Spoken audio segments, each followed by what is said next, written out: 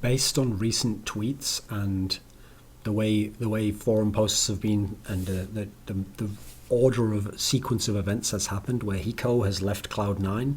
Cloud9 have brought in Shazam to their team, and Hiko was their best player. He's the most consistent player of their history. He was the standout player overall on their team.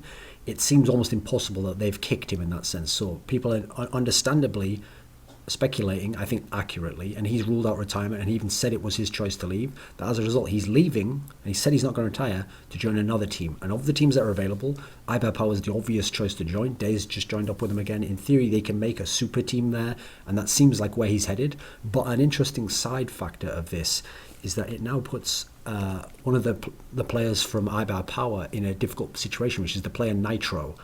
Now, nitr0, to give some background to him, was a really fast-rising guy in the North American scene. He really wasn't known even more than a few months back. It's not like he was a guy with all these consistent performances and he'd been to a million ESEA lands. He was always up there and always battling and showing himself to be a good player. Actually, when he was picked up to iBUYPOWER in November, it was a massive shock, and I would even contend it was definitely the wrong move. Like, as harsh as this will sound, he shouldn't have gotten into iBUYPOWER at that time. Now, the reason why is because at the time the lineup they had was pretty solid. It was one of the best North American lineups we've seen in CSGO. It finished second at Faceit LAN and even almost won 2 maps off Fnatic there. In fact, overall at Faceit LAN, where Fnatic was a dominant team, in the 6 maps iBUYPOWER's old lineup had played against Fnatic, they were close to winning 4 of the 6 maps, even though they only ended up winning 1 map overall. So very impressive stuff. That lineup should not have been taken apart for chemistry reasons until at least at the end of the run that it was on. So it should have gone to ESWC, which it did. Then it should have gone to DreamHack Winter together and then ESEA and closed the season out. And if they want to make replacements, do it then. Now listen, maybe at that point, maybe the man they would have removed was Steel. Maybe Steel would have left, or maybe they would have cut him. At which point now, someone like nitr0 potentially might have been someone where they could have, maybe they'd spot some potential or talent and they decided, right, we're going to bring him in, and that would be the time to bring him in. Instead, he got in the time when on paper he shouldn't have. Like, he was brought in a way where it wasn't really justified. He wasn't better than Dazed. It wasn't really the justification of his career and overall performance level to know that he'd be good enough to get in. So in a way, he kind of got a boost. His career got a boost beyond where it maybe should or would have been. In reality, I actually think that in another world where what I've described there happens, iBUYPOWER keeps the lineup together as it would make sense, and then either then he gets a chance to come in for Steel, which if you think of the order of what happened, say he'd had the same career path, like he'd been not got into iBUYPOWER, but then he'd gone to ESEA this time, he'd had a good performance, like he had a really good performance at this last ESEA, but on a worse team and proved himself. Then, if he doesn't get into iBUYPOWER, I think actually at that point he would have been a shoe-in to be the guy who got Shazam's spot now. He would have been the guy who would have gotten a chance in Cloud9, where they need a fragger, they need some big play, big impact. That would be his chance to get there, which they're currently the second best team overall because of their fall recently and iBUYPOWER's better results overall. So as a result, I think that would actually be logically where he should be in his career, getting his chance now to prove himself. Like Shroud got his chance to come up and be in Cloud9, and then maybe he makes Cloud9 better and they formulate as a team and they can beat iBUYPOWER and they come on the best. That would be a proper career projection instead of getting boosted up to iBUYPOWER like he did and then unfortunately having the fall because iBUYPOWER had this terrible DreamHack winter. Now admittedly, he had a good game against Copenhagen Wolves, which was an upset win overall, just because I thought Copenhagen Wolves had something over on there, but yeah, he really struggled against Dignitas in the game. They got ploughed there. Overall, not a good tournament overall, so that kind of just justified that it was the wrong move overall for iBUYPOWER. Now, you go to ESEA, yeah, he had a sick game against Virtus.pro on Cash, one of Virtus.pro's best maps. He was the standout player and had a great series against Titan in the lower bracket. Admittedly, Titan's a bit weaker. They have Iorek stand-in. They've lost some of their power in Kaylee, but they played very well against Fnatic. And so in this one, he had a sick series here. Very, very good, promising series from an up-and-coming player.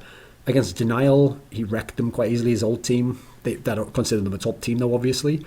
And then Fnatic, he was okay, not that great overall. But whatever, overall, an impressive performance here. But his first real impressive performance on a decent-sized team. So now then, he gets removed in shocking fashion. It hasn't been officially announced yet, but all signs point to this. He gets removed. Now, here's the problem. Like I said before, he shouldn't have got into iBUYPOWER. Well, in all fairness, if he's been removed because they're bringing in Hiko, I'm sorry, but that is what should happen. So again, this is actually what should happen now. Hiko is a much better player historically, has had a better range of consistency, much more tenured experience, accomplishments, has a set role that he knows how to play, has more of a history with some of the players and going back. So I'm sorry, this is the correct move, is to bring in Hiko now. Now then, that leaves him in a position where we're talking about nitr0 here, where he probably is going to have to join the third best team because we haven't seen anything about Cloud9, or maybe, and if he can't join Cloud9 directly, maybe if he gets in the third best team, he can do well there, and because of Cloud9's problems, he can battle them at some lands, and he can possibly get into Cloud9 at some point, or he can prove his worth going on. But overall, if you look at it, it's a hard place to be in if you're Nitro now, because now you're feeling disappointed that you got removed, especially when you started a sick ESEA LAN, feeling frustrated because you felt like, oh, I've got a chance to really prove myself here, and then after only 2 lands, that's taken away from you, and now it feels like, well, if people are only recruiting big names or people they like in the case of Cloud9 or big names to iBUYPOWER, well, how am I supposed to prove myself? How am I supposed to get in there? How am I supposed to get on the lands? I'm going to have to play with worse teammates. These are all things. You get frustrated, you're upset. Maybe you feel like, oh, what do I even do? Or maybe you're even considering retirement. But this is exactly the point I want to make now. This is not the time to quit. Now, listen, maybe it is if you really love your schoolwork or some job, or you want to put your effort somewhere else. If you genuinely feel drawn to something else and CS isn't for you, then maybe it is time to quit. But if you actually still love CS, if you want to be a top competitor, this definitely is not the time to quit, because this is where you're going to do the work that's going to make you a top pro, if you can be one. This right now, this is the crucible if you're Nitro. This is the moment where the next 3 to 6 months is going to decide that you might be one of the best CSGO players to ever come from North America. You might maximize your potential, reach out, you might get into the best team, you might make a team the best team and topple everyone else and become good and have international results and prove yourself tenured. In a year, 2 years from now, we'll be talking about like, well, what a great player he was. And, you could see that maybe people, they took a chance on him too early, or they didn't try it out for long enough. All these things could be happening, and that's all going to be as a result of this period now. Yeah, obviously you'll have to do it once you get into those big teams and in those positions, then you'll have to perform. But the groundwork has to be laid now, and that's kind of the point I'm going to make here. So I'm going to give you 3 examples that are going to give cases of where players in the past overcame big problems in situations like this. So a great example, I'll give you one from Sweden. Get is considered the best CSGO player of all time. But back in 2008, Get Right was a player who, for the year before, year and a half, was just a young guy, fragger, who'd go to lands and have a good performance on the 3rd or 4th best team. You see where this story's coming from? And then he got his chance on SK. SK was the 2nd best team, and they picked up this young player, Get Right, and they tried him in the lineup, replacing Spawn, a legendary player, and he didn't do so well. He had an average result, and they didn't think he got along with the team that well, and so they cut him. And at the end of the year, well, they made him a sub, but he was never going to play. At the end of the year, he went to Fnatic, became a starter, became one of the top 2 or 3 players in the whole world, had an incredible year. His team were the most dominant of the year, winning almost everything, and was one of the most dominant teams ever to play. And that was all within the span of when he got cut, was about like 4 or 5 months to go into that super dominant period. And the whole point is he didn't give up. He didn't just go, right, well, it's over, and I had my chance in SK, we're only the 2nd best, and if I can't even make it the 2nd best, I'm never going to make it beyond that. He kept plugging away, kept himself in position, kept his shape up, to the extent that when he then got a chance, when someone did see that potential, and when he battled and proved that he was still worthy of that, when he was in that position, then when he got the chance, the door opened, he shoulder barged it open, and he ran in, and he took over the whole house, and he was the king. That's what you have to have, the mentality that you're going to do now. This isn't going to be the end of your career. If it is, it's only because you let it be. This is the moment now where if you really do have the skills and you have the chops to be a top player, this is going to be the period where you actually prove yourself. Before, you got kind of gifted an opportunity, which you could have made the most of more. You sort of did towards the end in the ESC aspect, but the DreamHack Winter Spectre would always be looming over you. The results of the former team, the context of the former iBUYPOWER team, and Hiko's history would always be against you. You have to prove something to the extent that you can overcome that. That's your challenge now. So I've got 2 more examples for you. Another CSGO name, JW. JW, when he first came up, was surrounded by all these cheating accusations, perhaps even reasonably so. When I've seen some of the evidence, some of it looks a bit suspicious. I can't say either way. He's someone who had to struggle with other players thinking he cheated. His style of play is a sort that just annoys opponents, and so a bit like a Get Right. Socially, he's never quite fit with some of the players, and so that was always holding him back. The political aspect was holding him back. And then he was on this team where he was expected to carry, and he couldn't really carry the lands. So you had this period where Fnatic hit rock bottom. DreamHack Summer, they didn't even get out the group stage. They're going to have to change players. Overall, after the amazing DreamHack Winter, it's sort of a failure at this point. How's JW ever going to get onto NIP? It's not going to happen. They're not going to recruit a player. They probably don't like him. They probably think, oh, great, he's doing shit now. Fuck him. We don't even think he's that good. Now he's in a team that's better than NIP, that in the last 6 months has accomplished more than NIP, that's being able to put to credit an incredible historic run of their own, and he's now one of the top 2 or 3 players in the whole world, and he did it on his terms, his way, by not giving up, by doing the things that he knew he could do, improving, keeping himself there until the opportunity came. Yeah, the opportunity had to be teammates coming over and getting the right synergy and all that, but whatever it was, he couldn't see how it was going to happen, but it happened, and he was ready, and he took the full advantage. He seized the opportunity when it came. He didn't sit around waiting and going, oh, well, when an opportunity comes, then I'll start working. A third example, Fraud, one of the most legendary 1.6 players of all time from North America, probably the best AWPer, probably the best 1.6 player of all time from North America. Initially, he was actually bad online. He used to own people online as a rookie.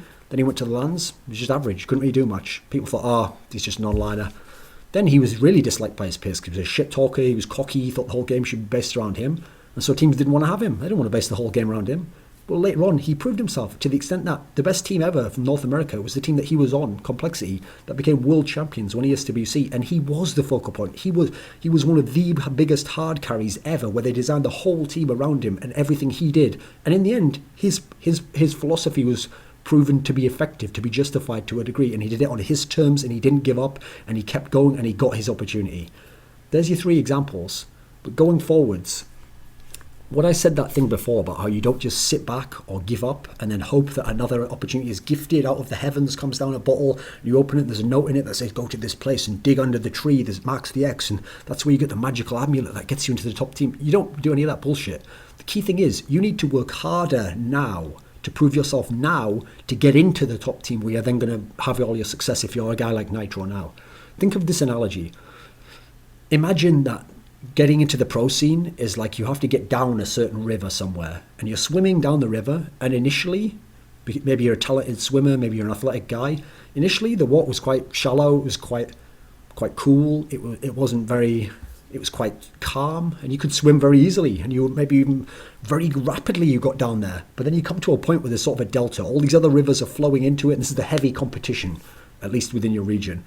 Now in this heavy competition, you get into part of it, but then it's a struggle. There's currents coming against you and you're swimming against and all this stuff. And you might have to exert an incredible amount of effort at this point just to make any progress at all. And it might feel like I'm giving my absolute all and I'm barely making it. How's this ever going to work? Because here's the thing. First of all, you are making progress, and that's because the forces are against you. If you keep going and you break through, eventually that'll dissipate. You'll come to a calm area again. And now, if you're capable of doing the kind of pace you did when you were making almost no progress in the delta area, now that same level of effort that you were putting out there in the calm area would make you blast through and you'd be a superstar, you'd prove yourself entirely. That has to be the mentality you have now. The same effort that you make at that point is what will make you a great player later, if you really have the mindset, the skills, the composure, the sort of frame of personality to do it. Maybe you don't. I don't know. You probably don't know at the moment for yourself. But this is where you have to be thinking, where your mind has to be, and what you have to set yourself to the task to do. In terms of these other teams, it's easy to get bitter or frustrated. I gave reasons there, to be fair, as to why it was the correct decision for all these teams. I even understand why Cloud9, I think they probably maybe would have considered you as a player if you'd been at that point of the ESEA now from a lesser team, as they did with Shazam. But I can understand why they wouldn't have picked you up before, because you hadn't proven anything, you hadn't really got the track record. Even if you had good online results, people often like to write that off when there are other pros online. They think, I had just performed online, so who cares what that guy did online, You have to overwhelmingly prove it to this guy, and that's the point. Now, this is your perfect moment to prove it, because when you now go to a lesser team and you're not on iBUYPOWER and you weren't gifted that opportunity, when instead everything's against you and all these problems are there, and the people you're playing against at your sort of position and role have better teammates and more experience and better backing, when they have all these advantages going for them, what excuse are they going to make now when you come and you're prepared and you put in your maximum game and you've improved, and now you beat them and you compete with them and you dominate them and you show them why you should have been in their team and you will be in the future from a lesser team with less resources, with less of everything, with even less reason to have motivation and more setbacks in life. When you then dominate, when you make them suffer, make them lose a match that they thought, they'd already checked that off in the bracket and then we'll play Virtus Pro here, oh my god, we lost here, we got rocked out the tournament, and now suddenly they're going to have to cut a player and they're thinking, well, something wrong here, we need some firepower. And who are they going to look to then? Doesn't matter what the past was then. Respect in this sort of a game isn't gifted. It isn't earned in as much as like, oh, we like you now because you did X. You take respect. You go to these players and you smash them in these games. You work so hard that when some player like Nothing, who to a degree still lives off some of his fame of yesteryear and the occasional game he's done great things, you don't have to worry about the politics of, and he's a big name and a star and all the rest of it. If his team does badly and he's one of the reasons and he's not performing very well, but you're smashing that team and you're upsetting them and you're giving them losses that they shouldn't be taking online when they've got all the advantages of boot camps and all these things and managers and all good teammates and experience, when you're making all that happen, they're going to get sick of that eventually and they're going to want someone who's good. And you know what? If you're the guy who's kicking their head in every time, it's going to be you who's going to get the spot. So you don't have to worry about any of that shit. You just take care of your own stuff, you get your own game up, you keep going forwards, and if you actually believe you can make it, and if you really think you're made of that Cerner stuff and that you can be a great player, then hey, prove it now while you're in the bad position. Think of what Kenny S has done here, where he had almost no help at this LAN, and he had the best performance, one of them I've ever seen in my life. I think he's the best player in the whole world, and he's not even on a top 4 team. Be like that, but in your scene. Do that. And these places in Cloud9 and iBUYPOWER and these top teams, either it'll get so people will join your team and you'll make your team better than theirs if you really are capable of that, or these people will come on hands and knees begging you to join. And guess what? Those same guys who said you were online or you weren't quite good enough, or I'd rather go with this experienced guy or this guy that I know, magically their opinion will have changed. Suddenly they'll know that you're sick and, oh, I've always thought you were really good, and you know what, I'm glad you have a chance to join now, oh, I'm really looking forward to playing with you. Magically their opinion will all change and you won't have to have done anything except play the game. So don't give up now. Now is the time where you'll do the work that decides if you'll be a great player. It's not once you're in the good team already.